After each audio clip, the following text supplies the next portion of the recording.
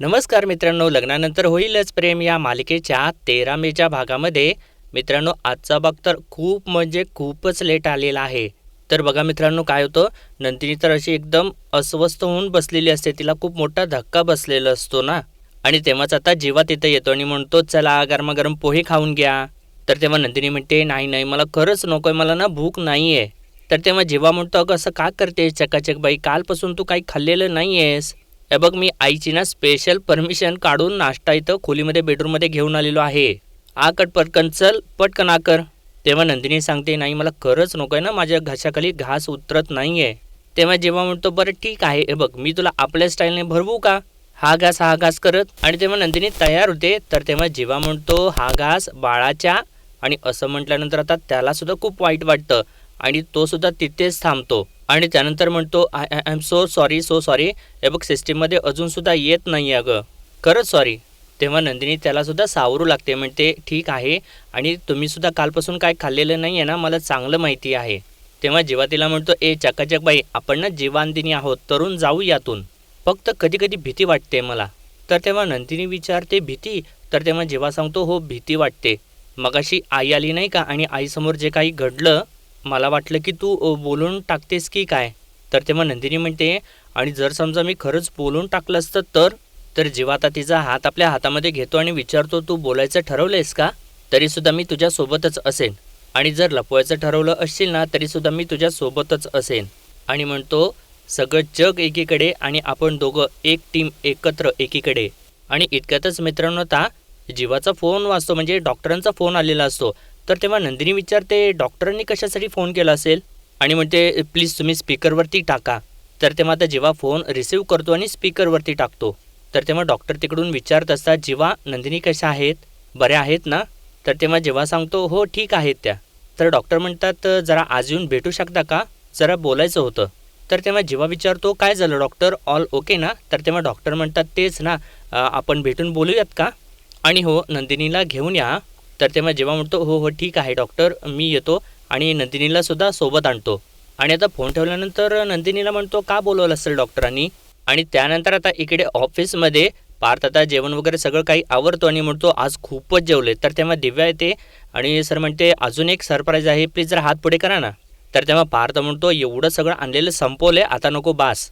तेव्हा दिव्या म्हणते, एक मिनिट, तुमच्या डब्यामधलं मटार पुलाव मी संपवलं की नाही, आता तुमची आई तुम्हाला ओरडणार नाही, कारण डब्बा रिकाम आहे. अहो सर बघताय काय, हात पुढं करा ना पटकन. जाऊ दे मीच करते, असं म्हणून ती हातामधली बडीशेप दाखवते. तर तेव्हा पार्थ म्हणतो, अच्छा बडीशेप आहे का, मला वाटलं अजून तुम्ही काहीतरी खायला आणलं की काय. आणि पार्थ आता त्याच्या हातामधून बडीशेप घेतो. आणि बडीशेप घेत असताना दिव्या मुद्दामूनच हातामधली सगळी बडीशेप खाली सांडून टाकते. आणि तेव्हा पार्थ म्हणतो, अशी कशी काय सांडली. आणि तेव्हा ते दोघेसुद्धा एकाच वेळी खाली वागतात आणि दोघांच्या डोक्याची टक्कर होते. तर दिव्या म्हणते, सॉरी सॉरी सॉरी सॉरी, आणि कसं झालं माहिती का, तुम्ही अशी बडीशेप घेत होता ना, तर अचानक मला करंटच लागला. आणि थोडा वेळ थांबू म्हणते, सर परत टक्कर मारा पटकन, नाहीतर शिंग फुटतील आपल्याला. आणि मित्रांनो तेव्हा आता पार्थला ऑब्व्हियसली आता तो क्षण आठवतो, ज्यावेळेस काव्याची आणि पार्थची अशीच टक्कर होत असते. आणि ज्यावेळेस टक्कर झाल्यानंतर काव्या त्याच्यावरती ओरडत असते, काय आहे तुम्हाला बघून चालता येत नाही का, असं म्हणून ती तिथून चाललेली असते. तेव्हा पार्थ तिला थांबवतो आणि म्हणतो, काव्या ते असं म्हणतात की एकदा टक्कर झाली की परत एकदा टक्कर करायची असते, नाहीतर ना शिंग येतात. आणि तेव्हा पार्थ आता ते सगळं काही आठवल्यानंतर सांगायचा प्रयत्न करत असतो दिव्याला. तर दिव्या पटकन पुढे येते आणि पार्थला एक टक्कर मारते अजून, आणि परत मागे जाऊन हसू लागते आणि म्हणते, टक्कर तर झाली आपली सर, पण ती बडीशेप वाया गेली हो सर, मी पटकन कॅन्टीनमध्ये जाऊन तुमच्यासाठी बडीशेप घेऊन येऊ का. तर तेव्हा आता पार्थ थोडासा चिडतो आणि म्हणतो, मिस दिव्या, आल्यापासून आपण ना फक्त खाण्यापिण्यावरतीच बोलतोय, आज प्रेझेंटेशन आहे, व्हिज्युअल प्रेझेंटेशन द्यायचं आहे, PPTवरती काम करूयात. तर तेव्हा दिव्या म्हणते, सर चिल, तुम्ही कशासाठी टेन्शन घेताय, मी मस्तपैकी व्हिज्युअल प्रेझेंटेशन बनवते, तुम्ही फक्त ओके म्हणा. आणि त्यानंतर दिव्या तिथून निघून जाते. तर पार्थ आता फोन करून सांगतो, इथे बडीशेप पडले, ती तेवढी क्लीन करा. आणि त्यानंतर थोडासा काव्याच्या विचारात जातो आणि म्हणतो, छोट्या छोट्या गोष्टींना काव्य तुमची खूप आठवण येते. तर इकडे आता मित्रांनो वसू जी असते ती पार्किंगमधून चाललेली असते आणि ती रम्यासोबत बोलत असते. तिला म्हणत असते, कशी आहेस रम्या बाळा, खूप आठवण येते तुझी, आणि तुला सांगू का, विजयराव सुद्धा खूप आठवण काढतात तुझी, सतत विचारत असतात रम्या कशी आहे, आणि तू पण मिस करतेस ना त्यांना. आणि तेव्हा रम्या तिकडून चिडते थोडीशी. तर वसू म्हणते, अगं रम्या, निदान खोटं खोटं तरी हो म्हण ना. आणि जास्त चिडायला लागल्यानंतर म्हणते, बरं बरं ठीक आहे, राहिलं. पण तुझी ट्रीटमेंट खूप चांगली चालली आहे हे ऐकून बरं वाटलं. आता लवकरात लवकर खडखडीत बरी होऊन घरी परत ये, कळलं का? चल ठेवते मी फोन. असं ती बोलतच असते. इतक्यात एकटी बाई धावत धावत चाललेली असते आणि वसूला जोराने धडकते आणि तेव्हा वसूचा फोन तिच्या हातातून खाली पडतो. तर वसू तिच्यावरती ओरडू लागते, तुम्हाला दिसतं का नाही? तर तेव्हा ती बाई वसूचा फोन उचलून तिच्या हातामध्ये देत असते आणि म्हणते मी गडबडीत होते थोडीशी. तर तेव्हा वसू तिला ओळखते आणि एकदमच म्हणते, तुम्ही विजयरावांची आई ना? आणि म्हणते ओळखलत का मला? मी रम्याची आई वसुंधरा शितोळे.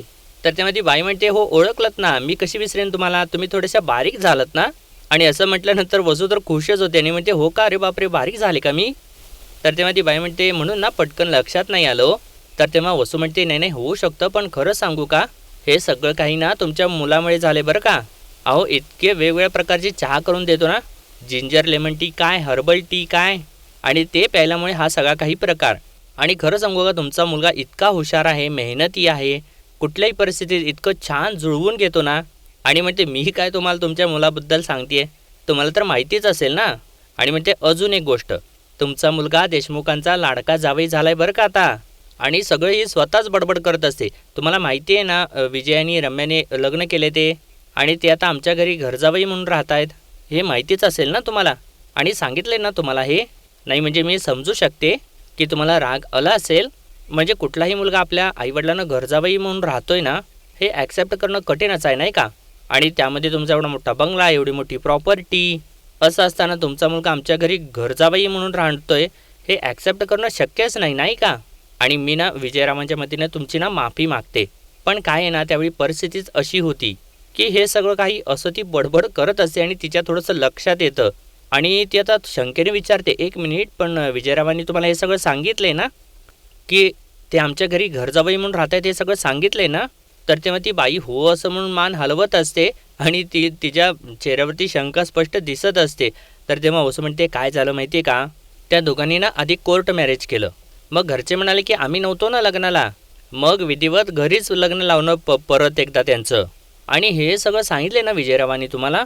तर तेव्हा ती बाई हो हो असं म्हणत असते आणि हे दोघे असं बोलत असतात. इतक्यातच एक जण येतो आणि म्हणतो अगं चल उशीर होतोय. तर तेव्हा वसू विचारते हे कोण आहेत? तर तेव्हा तो माणूस सांगत असतो मी यांचा नवरा आहे. तर तेव्हा ती बाई त्याला थांबवते आणि म्हणते भाऊ आहे भाऊ. आणि म्हणते मी तुम्हाला फोन करते ना, जरा गडबडीत आहे, आम्हाला उशीर होतोय हा, असं म्हणून त्याला ती घेऊन तिथून सटकते. तर तेव्हा वसूला तर धक्काच बसलेला असतो आणि वसू म्हणते अरे बापरे हा काय प्रकार आहे, रम्याची एका शब्दाने यांनी चौकशी केली नाही. आणि म्हणते अगो बाई माझा राग आला असेल का त्यांना? नाही शक्य आहे. आणि म्हणते नको ना, इतके निगेटिव्ह बोलायलाच नको आहे मी, शेवटी ना रम्याच्या सासरचे आहेत ते. आणि म्हणते जाऊ देत, मी ना विजयरावांना फोन करते आणि त्यांनाच विचारते की नक्की काय प्रकार आहे.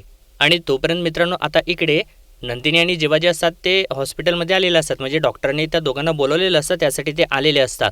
आणि मित्रांनो परत त्या वातावरणामध्ये गेल्यानंतर नंदिनीला आता परत थोडासा त्रास होऊ लागतो आणि जीवाचं लक्ष त्याच्याकडेच असतं.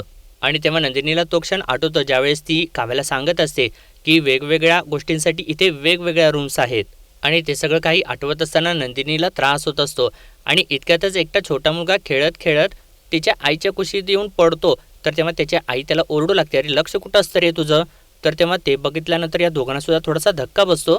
तर तेव्हा ती बाई त्याला मारू लागते. तर तेव्हा नंदिनी म्हणते अहो कशासाठी मारताय? तर तेव्हा ती बाई म्हणते अहो तुम्हाला माहिती नाही ताई, खूप मस्ती करतो हा, एक दिवस ठेवून बघा म्हणजे समजेल तुम्हाला. अहो समजेल काय, पोरच नको वाटतील तुम्हाला. तर तेव्हा जेव्हा आता त्या मुलाला आपल्या जवळ घेतो आणि म्हणतो पोर कितीही मस्तीखोर असलं ना तरीसुद्धा ना पोर आम्हाला नको असं कधीच नाही वाटणार. आणि त्याला विचारू लागतो लागलं नाही ना तुला, स्ट्रॉंग बॉय. तर तेव्हाच इतक्यात आता रिसेप्शनिस्टमधून एकटी म्हणते मिस्टर आणि मिसेस देशमुख तुम्हाला डॉक्टरांनी बोलवलं आहे. आणि त्यानंतर हे दोघेसुद्धा आतमध्ये निघून जातात. आणि त्याच वेळेला आता इकडे मित्रांनो वसू जी असते ती लगेचच आता विजयला फोन लावते आणि म्हणत असते विजयराव फोन उचला. तर तेव्हा विजय तर फोन उचलतो आणि हॅलो असं म्हणतो. तर तेव्हा वसू म्हणते हॅलो विजयराव बिझी आहात का? नाही म्हणजे मी जास्त वेळ घेणार नाही आहे तुमचा. अहो तुमची आई भेटली होती मला. तर तेव्हा विजय म्हणतो माझी आई? कोण माझी आई? तर तेव्हा वसू म्हणते कोण आई म्हणजे अहो असं काय करताय, तुमची सख्खी आई. अहो रम्याच्या साखरपुड्याला तुमचे आई आणि बाबा आलेले होते ना. तर तेव्हा विजय म्हणतो अच्छा ती आई का? तर वसू म्हणते ती आई म्हणजे काय, अशा किती आई आहेत हो तुमच्या? तर तेव्हा विजय म्हणतो अच्छा ती आई माय मदर. तर वसू म्हणते येस युअर मदर. त्या भेटल्या होत्या मला. बरं मला एक गोष्ट सांगा, तुमचं आणि रम्याचं लग्न झालंय आणि तुम्ही आमच्या घरी घर जावई म्हणून राहताय, हे सांगितलं नाही आहेत का तुम्ही तुमच्या आईला? नाही काय आहे ना, मी जेव्हा त्यांना हे सांगितलं ना तर त्या तेव्हा अशा काही रिॲक्ट झाल्या की अजून त्यांना हे माहितीच नाही आहे. तर तेव्हा विजय म्हणतो, नाही नाही अच्छा असं आहे का, म्हणजे सांगितलेलं आहे तिला, पण तिला ना पसंत नाही आहे पडलेलं. पण जोपर्यंत तिला पसंत पडत नाही ना तिला माहितीच नाही असंच दाखवते. तेव्हा वसू म्हणते, नाही नाही मला वाटलंच, तुम्ही सांगणार नाही असं होणारच नाही हो. आणि खरं आहे तुमचं, त्यांना मान्य नसेल ना हे सगळं काही मी समजू शकते. तर विजय म्हणतो, बरं बरं ठीक आहे ठीक आहे, ठेवू का. तर वसू म्हणते, एक मिनिट, कुठे आहात तुम्ही आणि एवढा आवाज काय येतोय तुमच्या मागे? तर तेव्हा विजय खोटं बोलतो, म्हणतो काय नाही हो, मी किचनमध्ये गाणी वगैरे लावून लिंबू सरबत बनवतोय. आणि तुम्ही कुठं आहात, तुम्ही पण या ना, मी तुम्हाला पासून आहे असं लिंबू सरबत वगैरे मस्तपैकी करून, असं सब्जा वगैरे घालून, तुलसी वगैरे घालून मस्तपैकी असं तो बोलत असतो. आणि तेव्हाच मित्रांनो इकडे वसू बोलता बोलता थोडंसं बाजूला बघते. आणि ज्यावेळेस ती बाजूला बघते तर समोर तिथे तिला विजय दिसतो. आणि वसूला एवढा मोठा धक्का बसतो आणि ती म्हणते, अरे बापरे विजयराव इथे. तर इकडून विजय हॅलो हॅलो करत असतो आणि काय झालं असं विचारतो. तर वसू म्हणते, काही नाही, आपण मी घरी येते मग आपण बोलूयात. तर तेव्हा विजय म्हणतो, ठीक आहे ना, आओ ना फिर, असं म्हणून तो फोन कट करतो. तर वसू आता चांगलीच बावचळलेली असते आणि म्हणते, हे जर विजयराव आहेत तर ते खोटं का बोलतायत, आणि याचं उत्तर ना आत्ताच्या आत्ता शोधून काढलंच पाहिजे. आणि ते शोधून काढण्याचा एकच मार्ग आहे, सरळ जाते आणि विचारते त्यांना. आणि असं म्हणून ती घाई गडबडीने त्याला विचारायसाठी जात असते तर इतक्यातच एक कार त्याच्या आडवी येते. आणि जोपर्यंत आता ती कार पास होते तर तेव्हा विजय तिथून गायब झालेला असतो. तर वसू म्हणते, अरे विजय कुठे गेला, आता तर इथं होता ना. आणि तेव्हा विजय लपून तिला बघत असतो मित्रांनो. आणि यांचं सगळं मित्रांनो असं चालू असतं. आणि इकडे आता ऑफिसमध्ये क्लायंट आलेले असतात आणि तेव्हा पार्थ त्यांना बसायला सांगतो. आणि त्यानंतर इकडे आतमध्ये येऊन दिव्या कुठं आहे असं विचारतो. तर तेव्हा एकजण सांगते, सर मी भरपूर कॉल केले तिला, ती कॉलच उचलत नाही आहे. आणि तेव्हा अजून एकटा कलिग येतो तिथं आणि म्हणतो, सर दिव्या ऑफिसमध्ये नाही आहे आणि तिचा फोन तिथे तिच्या डेस्कवरती चार्जिंगला होता. तर पार्थ म्हणतो, क्लायंट आलेले आहेत, त्यांना प्रेझेंटेशन द्यायचं आहे. तर तेव्हा तो रोहित असतो, तो म्हणतो, सर मी देऊ का प्रेझेंटेशन.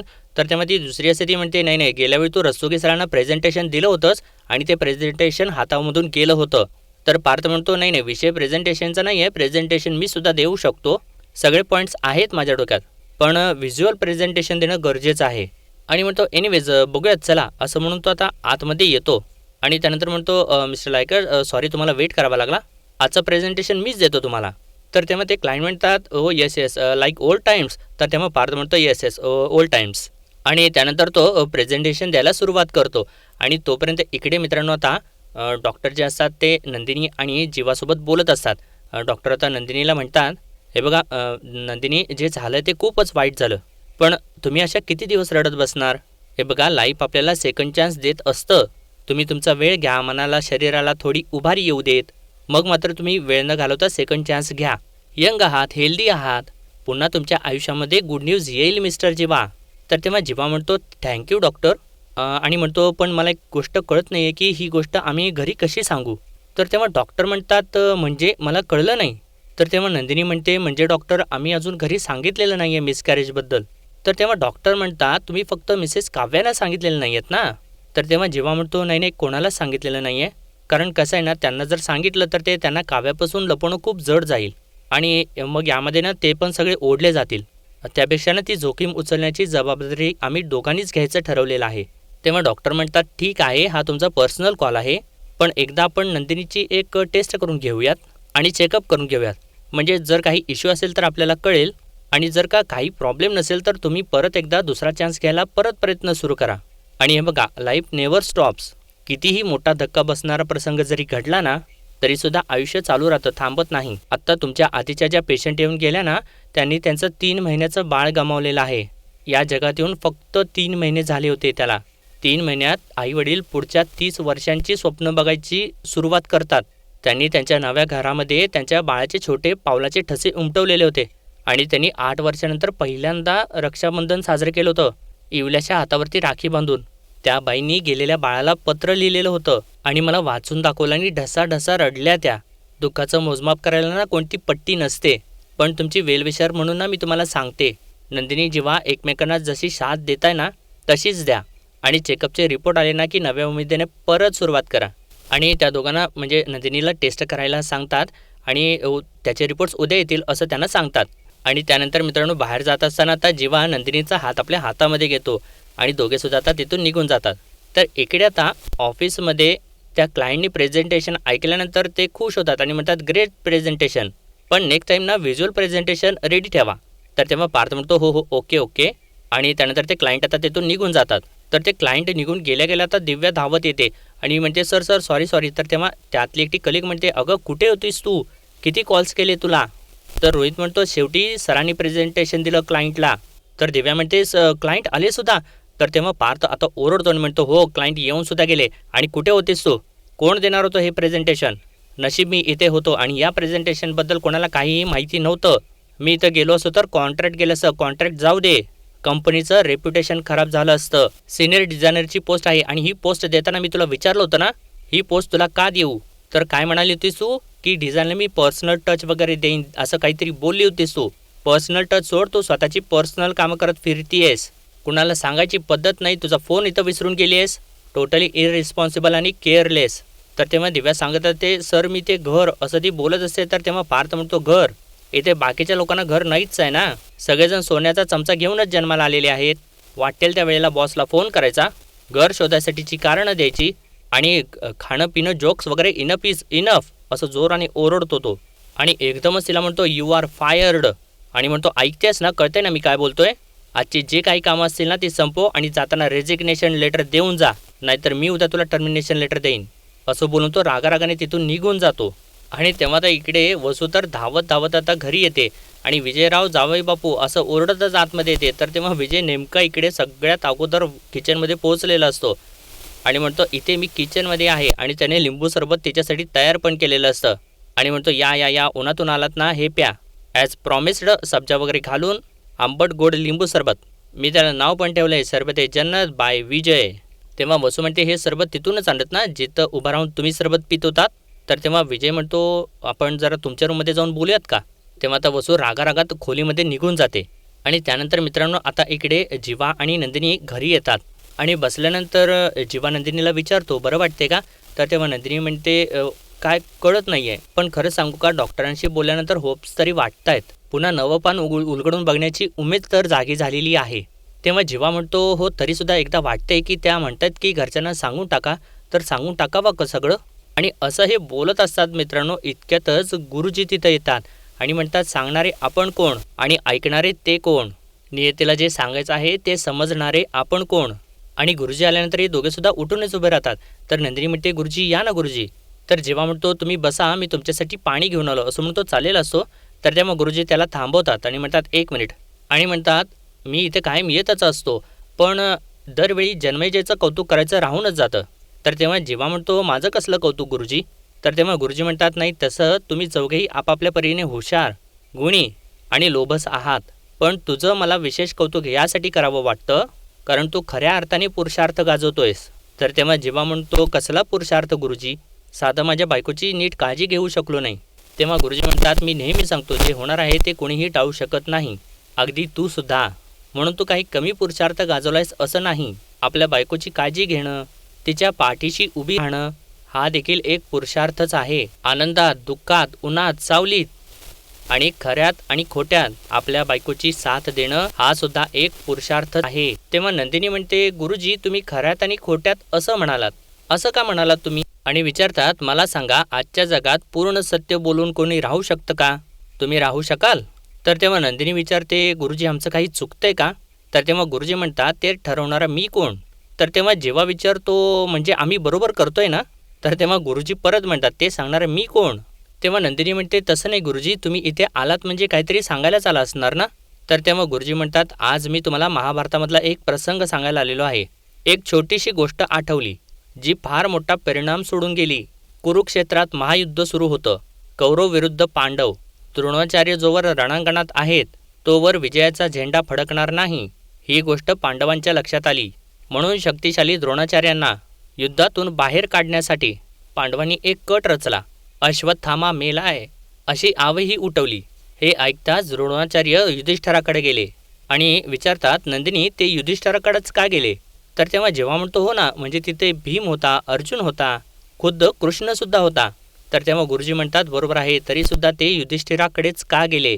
तर तेव्हा नंदिनी सांगते कारण युधिष्ठिर धर्मनिष्ठ होते, नेहमी सत्य बोलायचे. तेव्हा गुरुजी म्हणतात अगदी बरोबर. म्हणून तर त्याला प्रश्न विचारला गेला, जो श्रेष्ठ असतो सत्यवादी सत्यवचनी असतो, खरं काय खोटं काय हे ठरवायची जबाबदारी त्याच्याच खांद्यावरती टाकली जाते. त्यालाच प्रश्न विचारले जातात. धर्मसंकटात त्यालाच टाकलं जातं. तर तेव्हा जेव्हा म्हणतो पण तरीही युधिष्ठिराने उत्तर दिलंच की, तर गुरुजी म्हणतात हो दिलं उत्तर. पण काय दिलं? म्हणजे त्यांनी सत्य सांगितलं आणि लपवलं सुद्धा. अशावेळी सत्यापेक्षा कर्तव्य मोठं होऊन जातं. आणि नंदिनीला म्हणतात लक्षात ठेव नंदिनी, कधी कधी कर्तव्यासाठी असा मार्ग निवडावा लागतो जो आपण कधीच निवडला नसता. आणि म्हणतात नंदिनी तू बहीण या नात्याने मोठी आहेस, पण जाऊ या नात्याने धाकटी आहेस आणि तुलाच या दोन्ही नात्याचा दुवा व्हायचा आहे. तू नंदिनी आहेस आणि तूच युधिष्ठिर आहेस. तर तेव्हा नंदिनी एकदमच म्हणते आई असते तर किती बरं झालं असतं. आणि मित्रांनो आजचा भाग इथेच संपतो आणि पुढील भागामध्ये आपण पाहणार आहोत दिव्या आता पार्थला सांगत असे आता मुंबईसारख्या शहरामध्ये माझ्यासारख्या सिंगल मुलीला घर भाड्याने मिळत नाही, हे काही नवीन नाही आहे. आणि तुम्हाला जर हे ओके असेल ना सर, मी आत्ता जाते आणि पटकन मंगळसूत्र उचलून आणते. पण सर मला जर कोणी नाव विचारलं ना तर मला सांगावं लागेल हा. दिव्या पार्थ देशमुख. आणि असं तिने म्हटल्यानंतर पार्थला तर मोठा धक्काच बसतो. आणि इकडे मित्रांनो आता जीवा नंदिनीला म्हणत असतो आपण तुझ्या टेस्ट केलेल्या आहेत ना, तुझे रिपोर्ट्स येऊ देत. तर तेव्हा नंदिनी म्हणते उद्याचे रिपोर्ट्स पॉझिटिव्हच येतील आणि सगळं काही नॉर्मल होईल. आणि त्यानंतर मित्रांनो आता दुसऱ्या दिवशी हे दोघेसुद्धा डॉक्टरांच्याकडे जातात आणि तेव्हा डॉक्टर या दोघांना सांगतात काहीच नॉर्मल नाही आहे. आणि असं डॉक्टरांनी सांगितल्यानंतर या दोघांच्या पायाखालची जमीनच सरकते मित्रांनो. आणि या दोघांनासुद्धा खूप मोठा धक्का बसलेला असतो. तर मित्रांनो आजच्यापुरतं एवढंच आणि भेटूया परत उद्याच्या भागामध्ये. तोपर्यंत आपल्या व्हिडिओला लाईक शेअर आणि सबस्क्राईब नक्कीच करा. धन्यवाद.